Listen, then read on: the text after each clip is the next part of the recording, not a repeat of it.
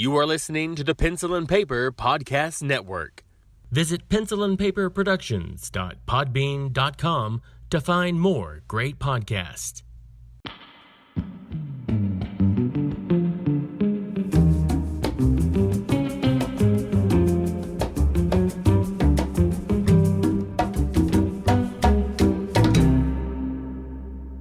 Hello and welcome to Cinema Salsa, your tasty condiment of film talk. I'm your spicy yet saucy host, Stephen White. With me is my savory and complex co-host, Philip Peck. I don't even know what to say. You like that?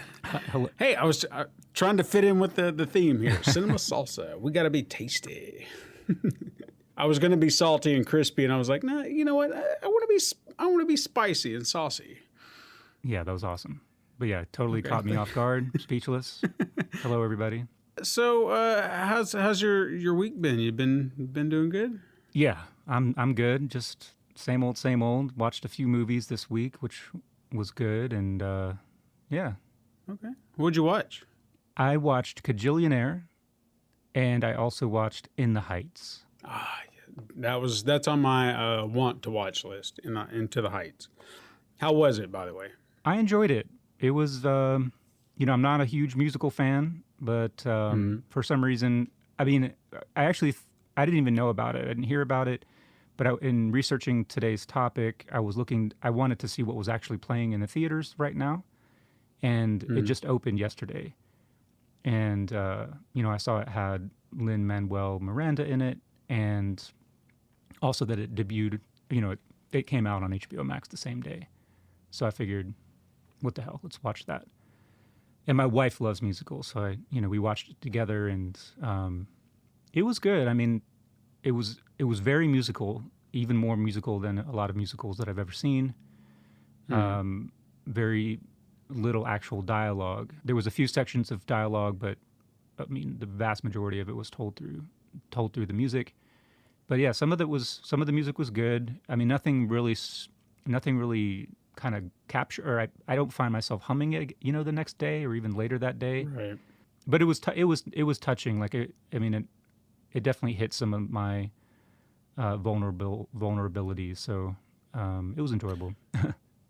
Was this original music, or were they repurposed songs for a musical? Yeah. Well, this was originally a musical that was written by Lin-Manuel Miranda and another person whom I don't know, but it was on Broadway back in like the 2008 to 2010, I believe.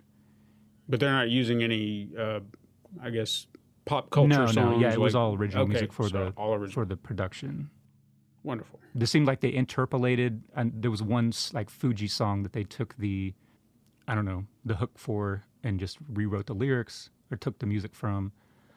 Almost like a sample in a way. But yeah, it was all original. Okay. I was curious about that because I'm kind of like what you said, not really big into musicals, but if it's a good one, like if it's a really solid musical, I'm in. Yeah. There's only a few I could probably count on my hand that I really, truly love, but a lot of the others I can just do without. Yeah. So I was curious where this would fall into that category. Yeah, it's like, it's touching. Like there's a main character. It's told through his eyes, but it also follows like his three people in his orbit. Like his best friend, the best friend's love interest, and then also the main character's love interest. So it's four characters who it follows, and also his little cousin, I guess, was another big character. And it's just about, they're all in like Upper Manhattan, like this, Latin neighborhood. And everybody wants to get out. They all feel kind of like hemmed in by the world that they've grown up in. But then it's also about coming to realize, it's all about like what's home to you and like how you can make different places your home, and also just about dreaming big. And there's nothing like, I mean, it takes place in New York City, and it's like a very positive movie. Everybody's good, everybody's nice. There's no negativity, there's no crime, there's nothing like that. Which is, it just felt, it was a feel-good movie, And there's a little bit of timeliness as far as like political things with like the Dreamers. One of the characters, I don't want to spoil it or whatever, is undocumented, and So there's a little bit of that kind of contemporary politics that I think were added into the movie because, like I said, this was produced back in like 2008 through 2010, I believe. So they've kind of updated it a little bit to accommodate some current events. But yeah, it was good. Excellent. I'll definitely have to check that out. I probably will tomorrow. Yeah. And also, have you seen Kajillionaire? No, that one was not ringing a bell. Yeah, so that one came out, I believe, in 2020. I don't know if it went to theaters at all, or if it just went straight to whatever, VOD and streaming. But it's by, it was written and directed by Miranda July, who I think this is her third feature. And I believe she was a visual artist for the majority of her career before she got into filmmaking. And it has, let's see, who's it star? Are you familiar with Jane the Virgin? Yes. The actress who's Jane, she's in this movie, and then the actress who is in, I'm sorry, I'm just bad with names right now. I should have written these down, but That's fine. what's that HBO show where it's like robots are like Westworld? Yes, she stars in that. I know who you're talking about. Can't think of her The blonde or yeah, kind of like real strong features, like kind of a strong jaw, blonde. Rachel. What's Rachel for some reason. Yeah, That's, that the sounds name familiar. keeps. But anyway, she's she's grown up with her mom and dad, and they're just like grifters and con artists, and they're renting a space in this like industrial factory that makes bubbles, but there's like an office space that they're renting to live in. And every few hours during the day, like all the bubbles start overflowing and like coming in, like into the, like seeping through the ceiling and coming down their wall, and they have to like clean it up. They've raised their daughter in like the most emotionally neglectful way possible, and she has no, ability to connect with anybody. And but she's like slowly awakening to the fact that her parents are just awful people who have just used her, and like It's a very interesting movie. It's funny. I mean, it's a kind of a black comedy in a way. Right. But yeah, it's definitely worth watching. It's got an interesting perspective, and I think it talks a lot about, thematically, it talks a lot about current events in terms of struggle to survive, I guess, struggle to make money, but it does so in a way that's very under the surface. It's like very subtextual. It's not beating you over the head with anything, but it's kind of talking about that, but in a way that's funny and just off kilter. Gotcha. I don't know if any of that Evan makes sense. Rachel Wood is her name. I don't know where, yes. So I had the Rachel part right? Mm-hmm. It was in there. Good. Definitely in there. Good. Because I started thinking maybe I said something wrong. Okay, yeah. So Evan Rachel Wood. Haha, we figured your name out by thanks to Google. What about you? Watch anything else? I don't think so. I watched a little bit more of The Underground Railroad because I can only watch like 1 or 2 episodes of that a week, or even if even, because it's just it's hard to watch it a lot. But as far as movies are concerned, those were the only 2 that I was able to get in. Okay. Oh yeah, I mean, I know you. I don't want to just talk shit, but I tried to watch Army of the Dead. And I just... Go ahead. I mean, I thought it was so bad. I just couldn't even get into like 21 minutes of it. And I was like, this sucks. Yeah, it's a watch, all right. I don't even want to... I know some people out there like it. And look, That's I was fine. entertained for a little bit. Mm-hmm. But, God, it's... The writing is the just... the longer you sit on it, it just makes me angry. Yeah, the writing is just so cliche. Like, I mean, you can just see everything. Like, the mother-daughter who have like one of the first bits of dialogue after that, way too long montage. Everything in his movie is just too long. I mean, the first hint that I was not going to be able to watch this movie was a 2.5-hour runtime. There's no way this movie should take 2.5 hours. Cut it down to 90 minutes. Do us all a favor. Do some editing. Please. Cut some shit out. But anyway, the mother-daughter, like, their whole dialogue was just exposition and backstory. It was like no character, nothing was advancing the plot. It was telling you shit that they think you should know in order to understand the world of the movie. And then you got this creepy guy who comes in who's like, we've seen this dude in like a million other movies. And then after that, the character, the big guy who I guess is maybe one of the lead, the lead, or if not, I don't know if it's more of a ensemble thing, but he seems like he might be the main guy. He is. And then he has this flashback of his wife succumbing to the zombie, and it's done in just the most Zack Snyder way with all the slow-mo, things like falling to the ground. I don't know. I was just like, this is just terrible. And I'm a bit of I like cinematography. I fancy myself a wannabe cinematographer. Zack Snyder shot this movie apparently himself, and he sucks. I mean, he shot everything like super like shallow depth of field, so there's only like a very sliver of anything in the frame that's in focus. Even if you have a close-up of a person's face, like only a quarter of their face is in focus. So you're always struggling to find out, like, then when he has like, when he's filling the frame with more people, he's always racking focus back and forth. It's distracting. Like you don't have to do that every scene, but he's like every shot. He's doing it every shot. Give it to somebody who knows what they're doing. Please, yeah. He's an idea man. He can't do all this stuff together. You need people to rein him in. That's what I always said about George Lucas. Mm-hmm. Okay? He's an idea man. Had one of the greatest ideas for a movie franchise ever. But if you notice, the best ones are when other people are involved. When he started getting like, I'm doing it all myself, it's like, no, dude. Come back. Come back just a little bit because you're going off the rails. Yeah, you need someone to kind of keep you in check. Yeah, he's a world builder. He can be a producer, executive producer, but as a director, not so good. Yeah. So, we could shit on this movie all day. It's not going to do anybody any good. Well, you said you didn't get that far into it, but I don't remember when I started noticing it. Did you happen to notice the dead pixel on the screen? No, but it wouldn't surprise me. Yeah, that I started looking at it and I was like, is there something wrong with my TV? And it started bugging the shit out of me. It's like, oh my God, there's something wrong with my TV. Come to find out, everybody saw it. And I was like, well, good. It's not just me.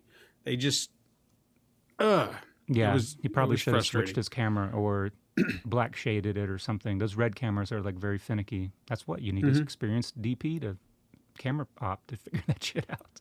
Well, he's visionary. That's what they call the man. Visionary. I don't see it, but not a good storyteller. No, not a good director. I honestly feel like he got a lot of his clout by creating a movie version of someone else's work. Yeah. And then everybody's like, oh, that's so good. It's like, yeah, but he didn't write it. He just copied everything that was in this book. That's fine. Like, I mean, there's been a zillion fantastic movies that are based on other people's work, on books or whatever. Like, I don't have any problem with him taking 300 and making a movie out of it. But that's like his whole thing is based on that one movie, which is very much a genre movie. Mm-hmm. It's a cult classic. I mean, it's a movie for young men, and this dude has built like his whole career off the fallout of that one movie, and nothing he's done subsequently has. I don't know. Anyway, it hasn't. Hey, we could Twitter. There are a lot of Twitter bros out there that'll defend him to the death. And they can have at it. Yeah. But like I said, this isn't the Zack Snyder shit on podcast. This is Cinema Salsa, where we talk about things that aren't better than Zack Snyder. How's that? Hey, what have I watched? Yes. Can I tell you what I watched? I actually tried to remember what we'd mentioned last time because it's been kind of a gap since we last talked. But all right, I'm going to talk about these two, and then I'm going to save one for last. Before it went off of HBO Max, I watched Those Who Wish Me Dead. Did you happen to watch that? It's the newest one from Angelina Jolie. Oh, no. No, I didn't see that. I don't remember. She was just, I don't think she directed it. She may have produced it. But I think it's based off a book.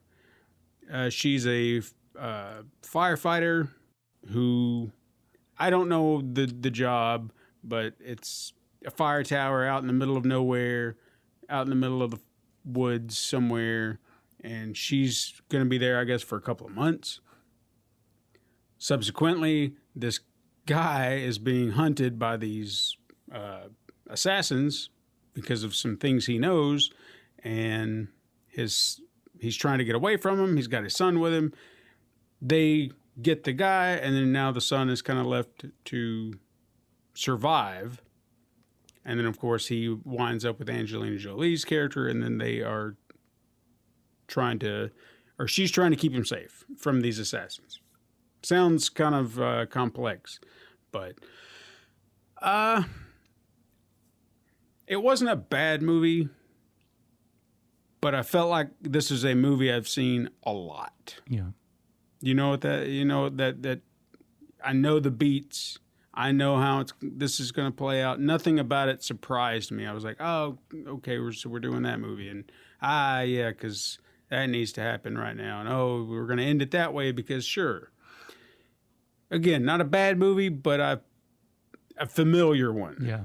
You know what I'm saying? Mm-hmm.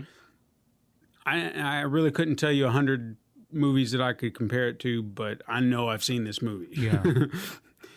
Just the way it's all kind of lined up. But there was some good acting in it. It's a decent story. It's not a bad movie. I don't want to say that it's a bad movie. I just don't know if I would ever sit through it again. Just derivative. Yeah. Yeah, that kind of narrow it down. Speaking of derivative, I guess you could say Conjuring 3, I watched it as well, or The Devil Made Me Do It. Yeah. Again, not bad. And I actually like the first two in the series. They were really good. This one was good as well. I don't feel like anything about it stood out in a way that I was just like, oh my God, this makes it the greatest Conjuring movie ever. Is what it is. And that's all I can really say about it. If you like the first two, you probably like this one. If you don't watch it. But it wasn't bad, just not mind-blowingly great. Yeah. I think the first time I watched the original, I was like, wow, this is like, I was impressed by something because there was something about it that just made it stand apart. But now we've done this and subsequent spin-offs and what have you that I've not watched. But we're getting to that point where it's going to start recycling. Like, okay, this is what we're doing here. Still good acting, just there we are. And lastly, now this I did enjoy, and I would definitely recommend if you're looking for something out there to watch, but entertaining all the same. This could, again, be one of those one that'll split you down the middle. Either you like it or you won't. I think if people would give this a chance, you'll really find out it's very entertaining. It's called Psycho Goreman. Have you seen a preview for this? No, but I actually heard you talking about it on one of your other podcasts. So That's right. I did talk about that. Okay, so I'll just kind of recap it here. It's such a bizarre premise, but it works in so many great ways. So the main character, and he had a real name from, like, he's an alien warlord, and he's just going around like trying to conquer all these different planets, and he was feared throughout the universe. And then finally these I think they called them Templars captured him, sealed him away, and for some reason buried him on Earth, because why not? I guess Earth was a good place as any. These kids dig him up, and there's a whole reason they're digging him up, which is all amusing in its own way. And when they find him, they remove this gem that was keeping him locked up in his tomb, I guess. And he gets loose and he starts doing his murdering stuff. When they start to investigate what happened, they come across him. The little girl who found the gem says something to him as he's coming after them, like he's going to attack them. Mm-hmm. And she's like, you hang on a second. She's already got an attitude. Like, this kid, whoever this kid is, if I knew her name, I'd say it, but I'm going to have to look it back up. But if she doesn't wind up in other movies after this, I will be seriously surprised, because she was like on fire. Everything she did in that movie, it was just like, oh my God, this is a star in the making right here. But she says something to him that was a command, and he reacted. Like, he realized she had power over him because of this gem that she took off of his tomb. So now she can control this alien psychopath.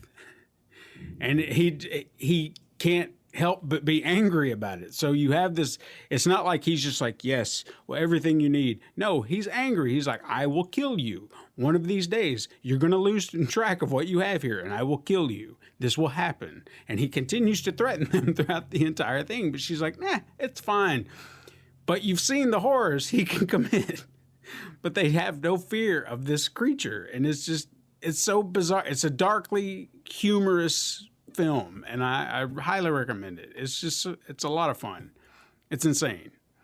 So check it out if you can. I know it's on Shudder if you have that, so you can get that. But I have seen it on Amazon Prime to rent, and probably in other VOD rental spots that you can check it out. I mean, I had a lot of fun with it. I mean, I'm always impressed by the movies that you watch because the posters are just the best. Aren't they? Yeah.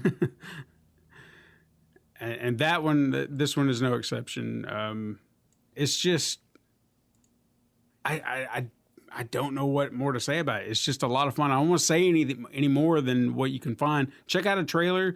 That'll definitely key you in to what you're in for. They're like, the posters are like, you know, when back in the day when Blockbuster was still a thing, and I was probably, I don't know, in my early teens or maybe pre-teens, and you'd go and like kind of skim through the horror section, and you would just see like the most viscerally horrifying monsters and stuff like on the covers of these movies, and like I would be scared shitless, but also fascinated, you know, in a way that what is behind this and what is inside of this box. You know, I wanted to know, but I didn't want to know, and like these posters just really call back to those. I mean, just evocative designs, and I love it. I kind of I'll definitely, I mean, when I was listening to you talk about it on your other podcast, I mean, the premise seems just so bizarre and ridiculous, but also fascinating and hilarious. So, yeah. And they know exactly what they're doing with this film. They're not trying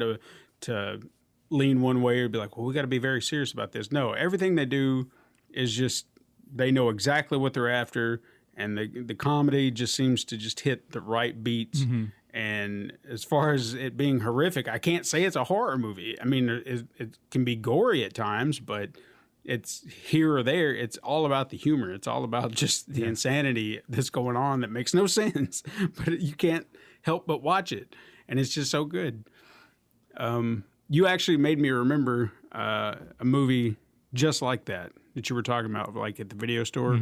Zombie. yeah. Was that Lucio Fulci? I think it was. And it was just the decaying zombie's face on it.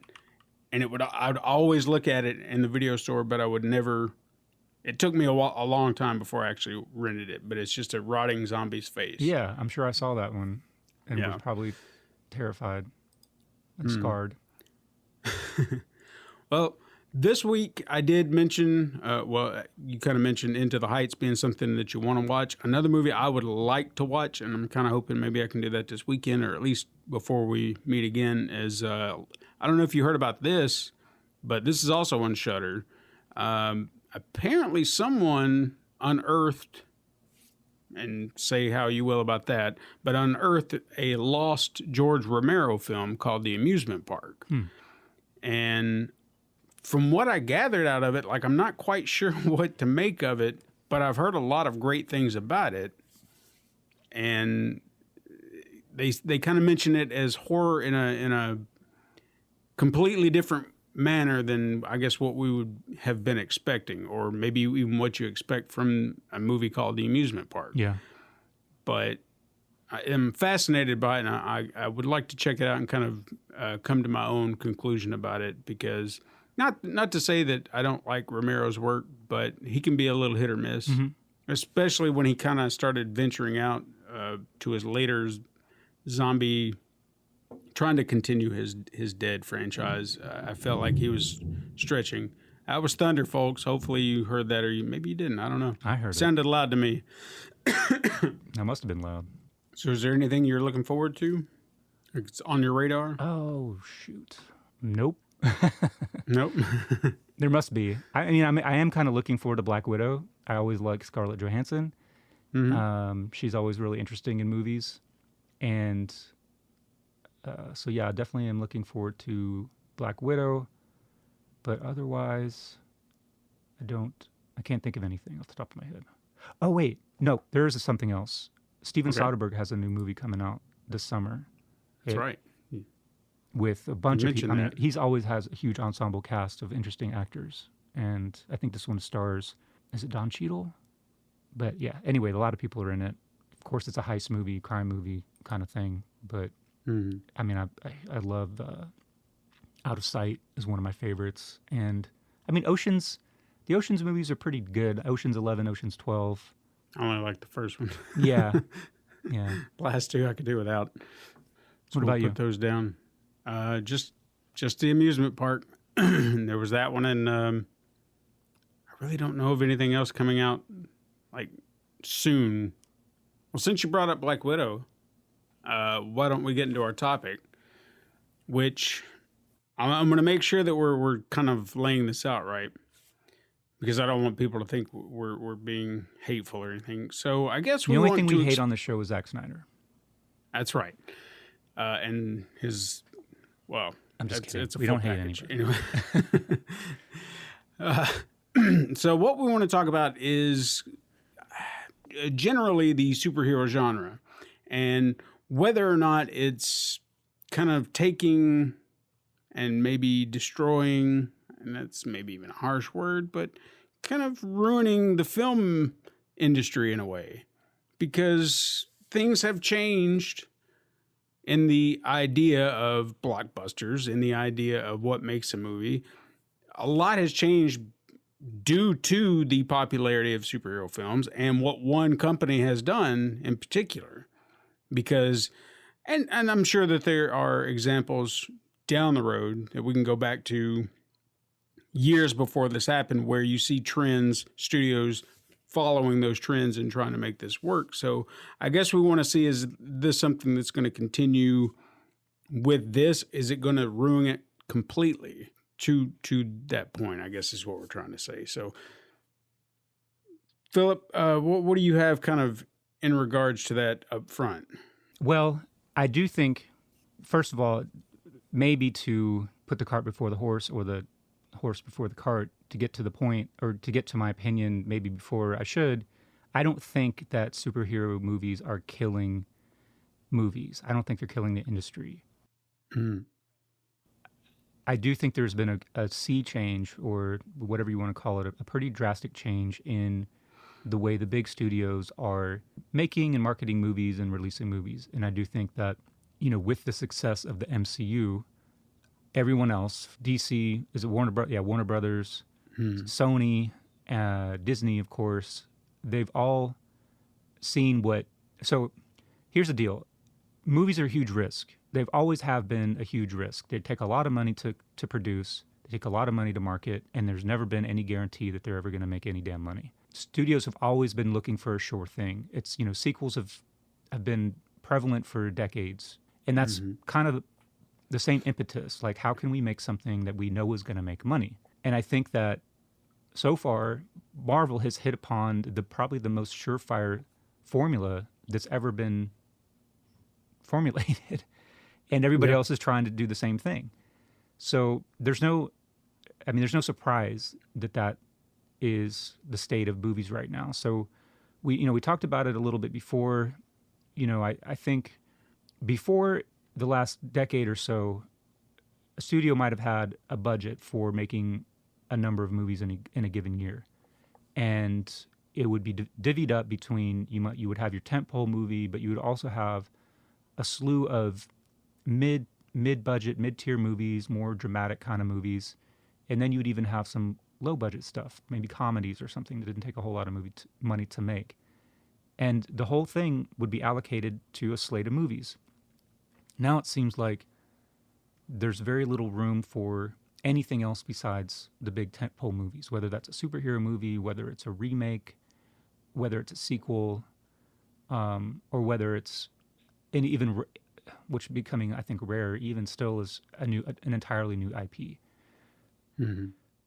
So I think that's what's different. And I went back. So if you look at the box office, going back years, you can sort of see this borne out. Like if you just look at the top 30 movies in any given year, going back to, the early 90s, mid 90s, and then of course even further back, the number of movies of whole different types of genres and budgets and that were in the top 30 in the box office was way more diverse and way more original than it is now. If you look at the box office, the top 30 movies in 2018, which is probably the last relevant year, well, maybe 2019, I guess would be. I mean, it's all either superhero movies, Pixar or Disney animated movies, or sequels. Yeah. There's very little original. There's only a couple, like maybe a handful of original movies, and only a handful of not huge budget movies. And that's been a huge change, or that's been the big change. And also, again, it depends on where you live too. If you live in a bigger market, you have more theaters, so you probably have the huge multiplexes, but you also have some of the smaller theaters that maybe only have 4, 5, 6 screens in them that still make room for the smaller movies. But if you live in kind of a small market like flyover country, not to be insulting, but just to kind of describe what we're talking about here, your theater, you probably only have one, and it's probably just full of the big movies, and they're probably playing over and over again, so there's no room to slot in any of the other small movies that may be released in the bigger markets. So it also has a lot to do with where you live. There's not a huge drop in the number of movies being made, but I do think that there's a difference in where they're being screened. So I think in 2018, the total number of movies playing in theaters was 758. And if you think, Marvel can't be cannot be dominating movies because Marvel typically only releases 2 a year, sometimes 3, but their cadence or their cycle has mostly been 2 movies a year since 2008. So out of 758, superhero movies can't be the only thing being made, and they're not. But I do think that they are crowding out other movies in theaters across the country. Right. And I would even say to that point, based on some things that I've seen this year, I'm starting to think that even studios are starting to whittle down what their viability is, or at least they're thinking that they have to expand. They know who their heavy hitters are. I mean, for example, Sony is not going to ever, unless they are forced to, give up Spider-Man because they know he's a bankroll. He is a popular character that despite whatever missteps they've made, he will make money, period. So he will always be that character that they push to theaters. However, on Warner Brothers' side, they don't really have a roster to speak of that really shines, hey, this is a marketable character for theaters. So you have Batman, you have Superman, Wonder Woman, I would like to say is a theater marketable character, but they've tried to make that seem like it's a gamble, it's a risk. Furthermore, and I don't know if you saw this or not, but Batgirl is apparently not theater viable, so she's going to go to HBO Max. A character by the name of Blue Beetle, who is a Hispanic superhero, going to HBO Max, not viable for theaters. I feel like that's kind of a middle finger. That's kind of a bullshit thing to do, because why aren't they viable? Why aren't they good enough for theaters? So if they're starting to decide that certain characters are not marketable enough for a theater, then what does that say for the overall scope of things? It's bizarre, because even with what Marvel's doing now, doing television shows based on their characters, I appreciate that in the sense that nothing's changed. We're still continuing a story forward, and we're actually getting to flesh out these characters that never had a chance in the films because they were not their movies. They were not meant to flesh them out. So I'm starting to think that tide is starting to shift just a little bit, but it seems to be with those who haven't quite found the formula, who haven't quite figured it out. And I honestly don't think it comes down to anything more than Marvel took their time to perfect what they're doing. It wasn't easy going. It wasn't just like, hey, we've got Kevin Feige, the golden boy, and he's going to make this all better. He wasn't in charge when it started.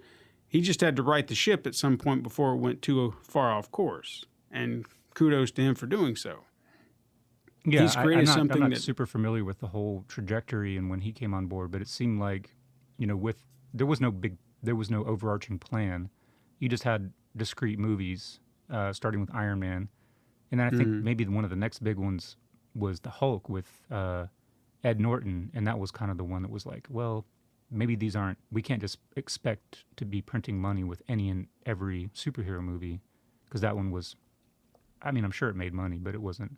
Well, there's a lot of legal behind that too with Universal. Oh yeah. Apparently they can use the character, but if they want to make a movie, Universal has final say, and they're just like, nah, we don't want to.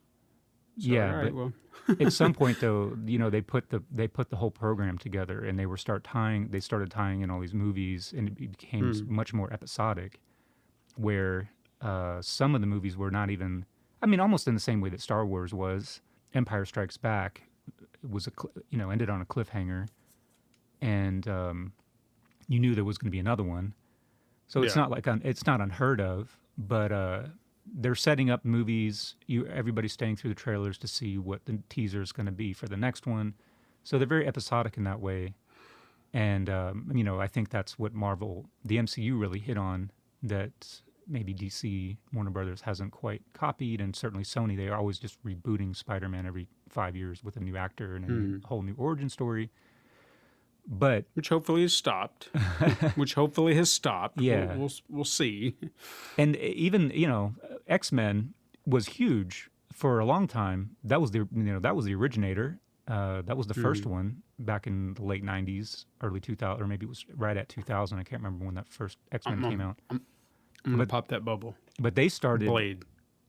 Well, Blade. Okay, but Blade was wasn't an A-lister. But it wasn't marketed. It wasn't marketed though. I'm not one of the big budget or big blockbuster comics like X-Men was at the time. X-Men was huge in the 90s.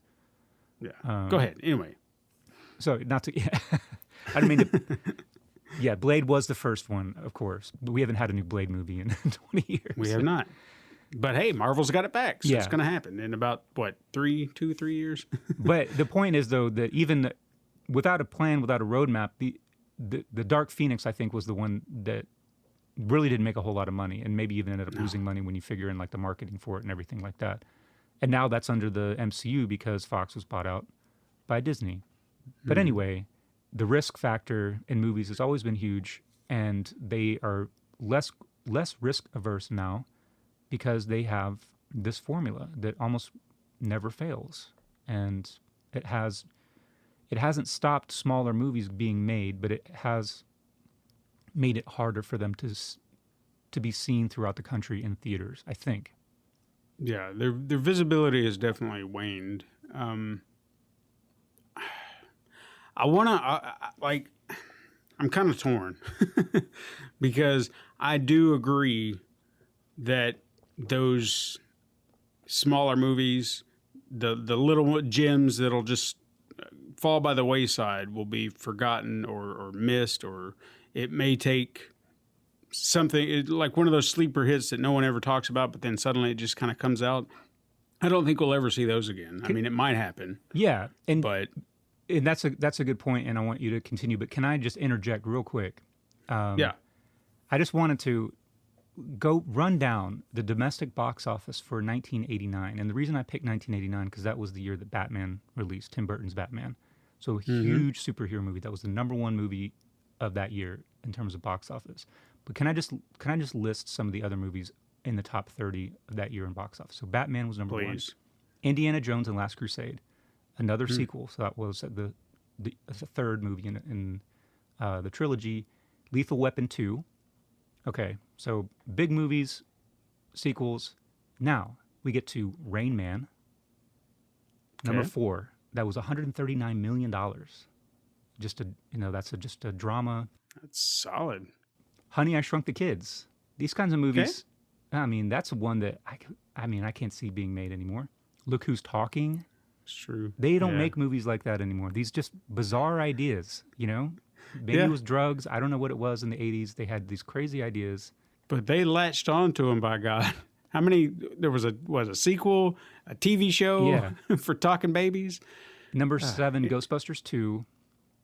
Now we get to Dead Poet Society, Parenthood, Back to the Future Part 2, When Harry Met Sally, Turner and Hooch. Another one a man and his buddy dog. cops and Uncle Buck. Uncle Buck. Man, God. This year was crazy good. Field of Dreams. 89. What's that? All right. I guess I don't know why I didn't think that came out in 89, but yeah, that adds up. All right, continue. Yeah, Field of Dreams, Twins, Sea of Love, I don't know what that is. Pet Cemetery, The Abyss. Oh, wow. The Abyss. I mean, that was James Cameron. That was only number 18 in the box office. Harlem Nights. That was post-Terminator, but it was post-Terminator, post-Aliens, but the movie between Aliens and Terminator 2. Yeah. Which blew up a couple years later. National Lampoon's Christmas Vacation, Star Trek V, Working Girl, Major League, Beaches, and the thing that's most, I don't know, The Little Mermaid, Walt Disney was only number 27 at $45 million. I mean, not adjusted for inflation, but still. Now that's Disney, impressive. I mean, is ruling the box office, and The Little Mermaid was only number 27. And then number 29, then we had K9, and then Steel Magnolias at 29. So I would say half of those movies would not be released in theaters across the country anymore. No. And if they do release, they'd probably be pulled after a week or two and make room for something else. The other thing that's different too, like back then, movies would stay in the theaters for a long time. I was listening to a podcast the other day about Raiders of the Lost Ark, which is the 40th anniversary. That movie was in theaters for a year. And I'd never thought about that, but I mean, you're right. Yeah, they'd say 13 weeks at number 1, and you're like, what? Yeah. 13 weeks? You had time to go. Now it's like if you don't get there the first week, it might be gone the next week, and they don't give them, they don't give them the room to grow. There's no word of mouth anymore. I mean, if the movie isn't a hit on the first weekend, then pull the plug. But think about this.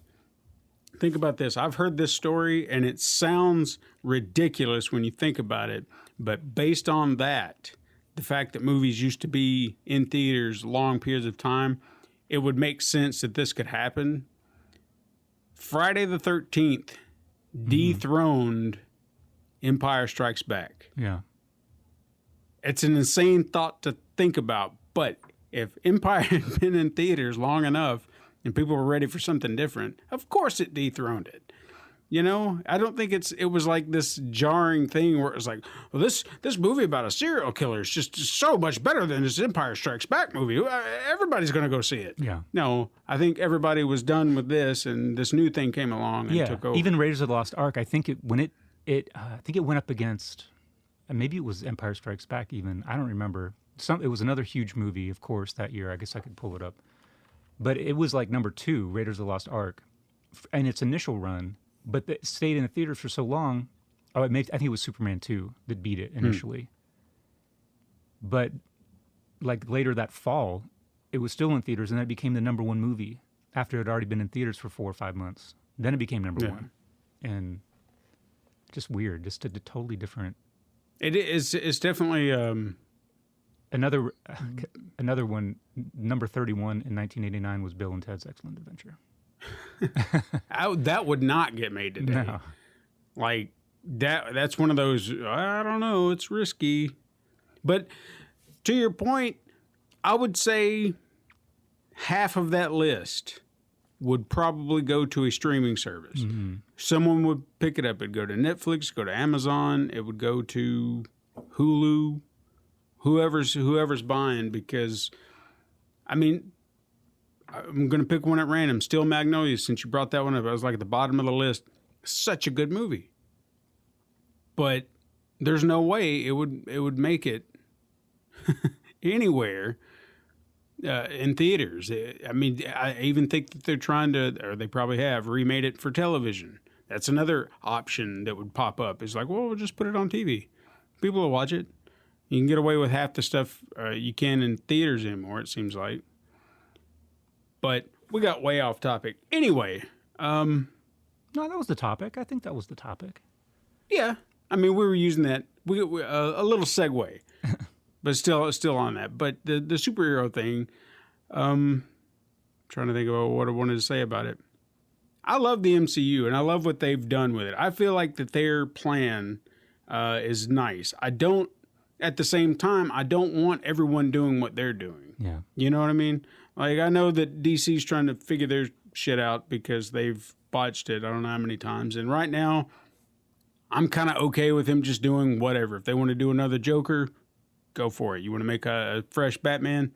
Have at it, because you made 100 of them already, and we're probably going to watch Bruce Wayne's parents die yet again in another movie, which we don't need to see, but it'll happen.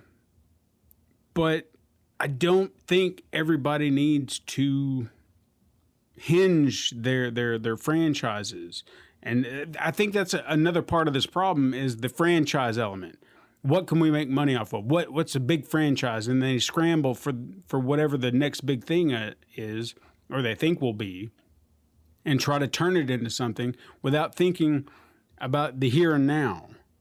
And I think that's one of the biggest problems with this, where they are thinking long term, but thinking of each movie in the moment. Everyone else is thinking franchise. What can we do? We'll throw in everything we can in this first movie so everybody knows that all this shit is connected. Yeah. And then we'll go with it. So you lose focus of what the film is actually supposed to be. We're not worried about this movie. We're worried about all these other movies we haven't even made yet. Let's focus on this one first. And to me, that's what's really frustrating about a lot of these movies now. And anytime someone's trying to kickstart a franchise, you're not even trying to focus on the movie you're making. Yeah. But even looking at movies today like this, it helps me appreciate the movies that were made back then. Mm-hmm. The movies that did it without all of this oversight. I mean, I'm sure that there's studio movies that were made long before all these other movies, but when you really hear a lot of the history behind them, these directors, filmmakers, they felt like that they had a little bit of free reign. There were still studios who were like, this is a gamble. I don't know. Well, I think Hollywood. I mean, there's been different periods of Hollywood filmmaking, and they changed dramatically. And before the 70s, the late 60s, Hollywood was very formulaic, and there was very assembly line, and directors would just be kind of plugged into these to direct these scripts, and there wasn't a whole lot of creative freedom. I mean, there was a few directors who probably had some. So it's not like Hollywood movie making has never been like this pure art form that I think a lot of people want to talk about or play it up as. It is a business, and like I said before, it is a gamble. So they're always trying to hedge their bets and always trying to figure out how can we ensure that this thing is actually going to work. And it's also a numbers game. And they would release a certain amount of movies knowing that some would fail, but hoping that on average that they would come out ahead. Nowadays, that whole numbers game has been thrown aside, where they are only putting out a handful of these massive movies anymore. I mean, it's not even just the MCU. Of course, we lead with, in the show, are superheroes movies killing Hollywood, or are they killing the movies? But it's not just superhero movies. It's all these massive formulaic movies that are either sequels or endless reboots. Just to go back into the box office for a second, like 2019, you got Avengers Endgame, The Lion King, Toy Story 4, Frozen 2, Captain Marvel, Star Wars Episode 9, another Spider-Man movie, Far From Home, Aladdin. So you've got 2 live-action remakes of Disney animated movies in the top 10. Then you've got Joker and It Chapter 2. So in the top 10, not one original movie I mean, I guess Captain Marvel is, but still, that's still part of the MCU. Yeah. Something that was, the groundwork had been laid for that. Joker, again, it is an original movie, but still part of that whole universe, and going to be, there's going to be a sequel, et cetera, et cetera. So, and then if you even just keep going down the list, not until you get to number 18, Once Upon a Time in Hollywood, do you have something that harkens back to an other time of movie making, where you have an auteur, a director, a visionary, a guy. Of course, it's a guy who can make the thing that he wants to make and still get it in theaters across the country. But there's only a handful of people who can do that. That's insane. But you're right. It's all pervading. And I know that reboots was another thing I wanted to talk about, but I think I want to save that for another topic, because I got some things to say about that. Yeah, it's definitely, it's its own thing, but I think it's part of the bigger. It is. The bigger picture, the bigger change in the movie industry. So franchise building, superheroes, that's where it really all comes from. And I don't really know anybody else doing it better than Marvel. No.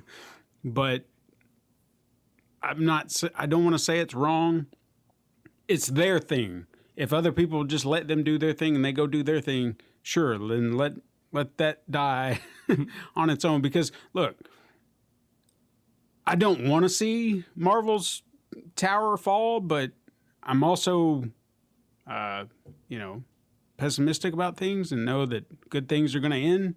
I mean, you're going to hit a bump eventually. Something's going to happen to where it's like, I don't like this anymore. Well, I think that the fan base is going to age out of it or something, or they're going to get too old and they don't want to go see movies anymore. I don't know what it is, but because, I mean, it would be interesting, and I didn't do this research, but it would be interesting to do the market research on who's going to see these Marvel movies. I'm sure it's a lot of young people, but like my stepson's 13, he doesn't read comics. He doesn't get jazzed for the new superhero movies. Like, we go see some of them, but he doesn't care. I think it's people our age who grew up in the 80s and 90s and reading a lot of these comic books. But at some point, they're going to pass us by, or That's true. And is there going to be a younger generation to come up and take their place? So I think it might take a while for these movies to kind of run their course, but they will, I think, and something new will have to happen. I didn't want to. I think one of the big precursors for this conversation was Martin Scorsese. Again, he wrote that. Well, he was interviewed. I can't remember who was interviewing him, but they asked him about the superhero movies, and he just shit on them. He was like, I can't, these suck. These aren't real cinema. And that set off the whole firestorm. And then he wrote an op-ed in the New York Times trying to explain his position. But one thing that I think a lot of his position was a little bit inaccurate and also a little bit hypocritical. But one thing that I think he hit on that other people have also kind of talked about is there's a dramatic problem in superhero movies in that there are no stakes. There are no real stakes in superhero movies. You always know that the good guy's going to come out on top. And if they don't in one movie, like Thanos or whatever, they can come back, like they can just be rewritten back into life, or there's always like an escape hatch or something that even though half the characters died, they can come back in the next movie. So there's never any, you never actually are concerned that something bad is going to happen or that things aren't going to go the right way. And that's always been true of movies of a certain type. You always know that the good guy's going to come out on top. It just seems like there's not enough risk in these movies. There's not enough risk of things going wrong. And also the story never ends because there's always going to be that sequel.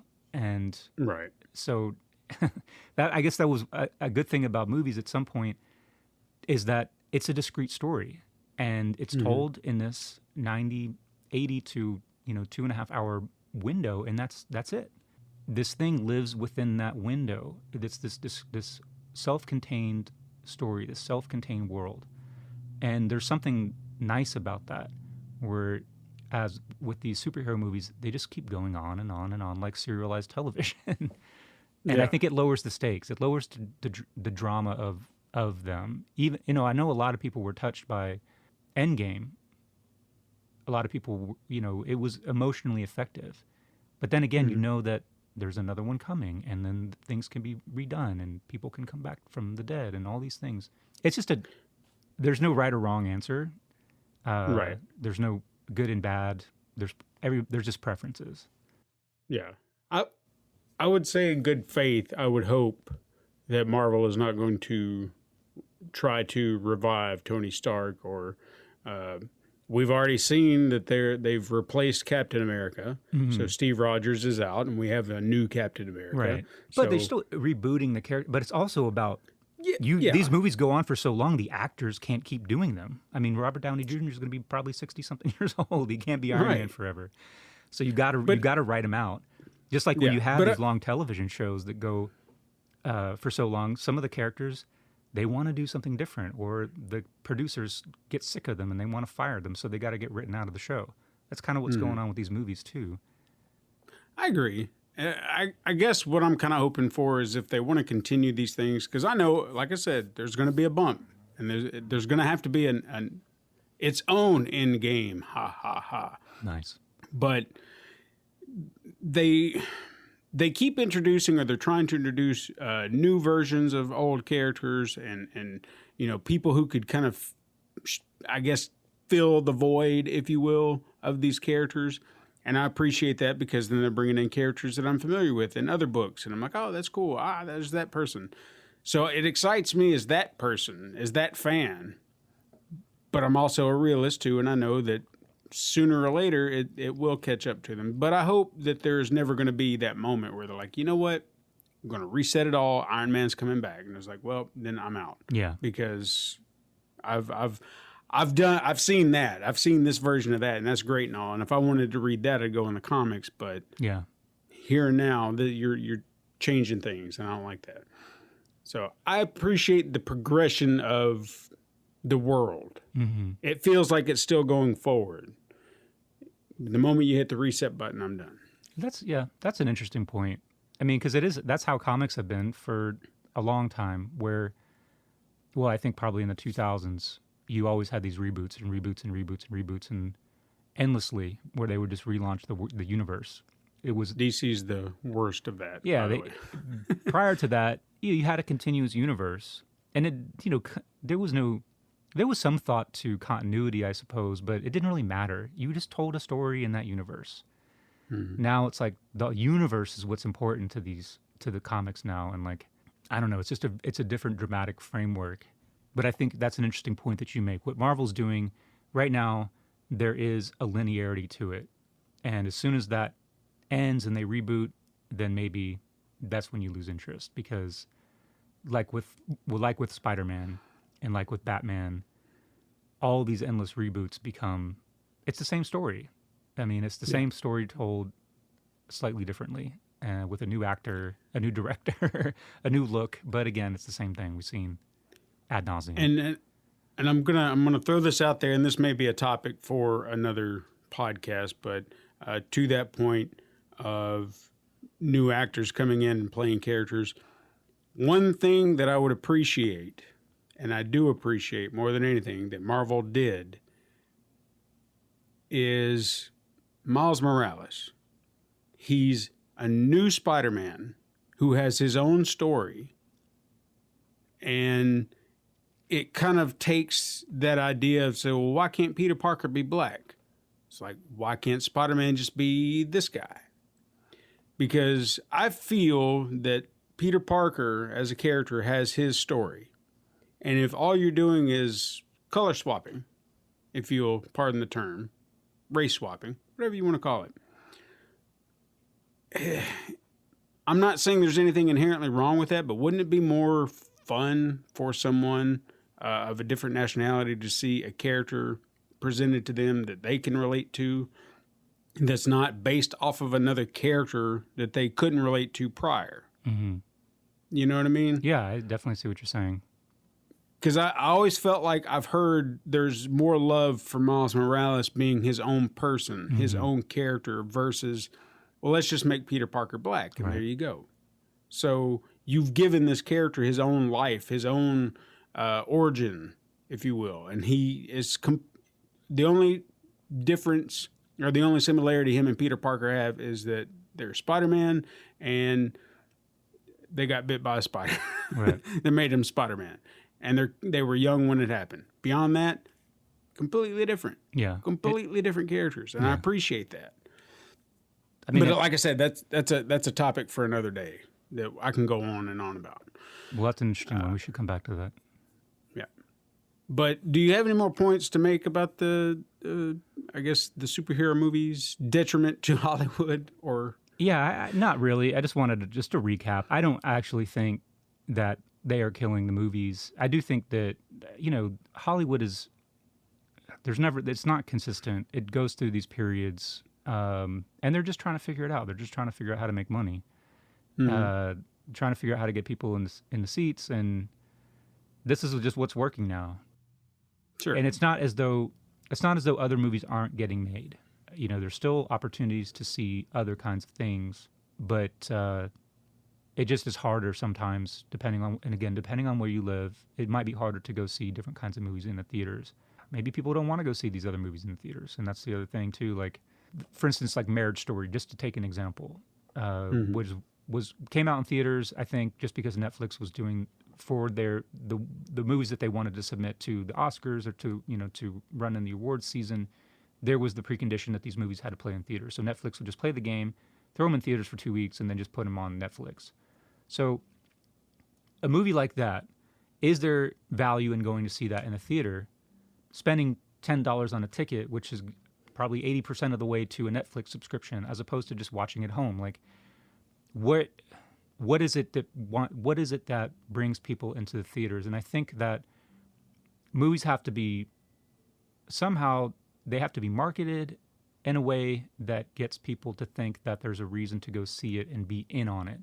There's this fear of missing out component to what makes movies special. One of the big examples one of the recent examples from 2018 was Crazy Rich Asians. It was a massive success, low budget movie, made tons of money, but it was a movie that was marketed in a way that made people want to go see it in the theater. They wanted to be a part of the conversation. So that's something that's a really hard thing to hit upon, and it doesn't work for every movie. The movie has to be right, the marketing has to be right, something in the culture has to be kind of swirling in a way, like all these different factors that nobody can really, it's kind of like catching lightning in a bottle, I guess. So Sure. There is room sometimes for these movies to catch fire, but there's just not as many opportunities as there used to be for these things to happen, I think. Anyway, so that's it. That's all I got to say. Well, I don't have anything else to add, or we could be here all day because I could find a way All right, let's to do get it. back into it. I got another beer downstairs. And I'm just kidding. But people out there in the podcasting landscape, let us know what you think. Somewhere, I'm sure I'll have something up eventually. But thank you to everyone listening, spreading the word about our little pod. If you have, maybe you haven't. If you would, please let people know we're out here. If you have a topic you want to talk to us about, you can find us on Twitter personally. I don't have like a Cinema Salsa Twitter, but maybe eventually we'll do that. And until then, you can just like hashtag Cinema Salsa and then tag us. Well, I'll put it out there. You'll see it. This is how this works until we get everything officialized. I hope you've enjoyed this conversation. Hope you'll join us again next week. But until then, keep supporting your local theater. And we'll see you next time. This has been a Pencil and Paper Podcast Network production.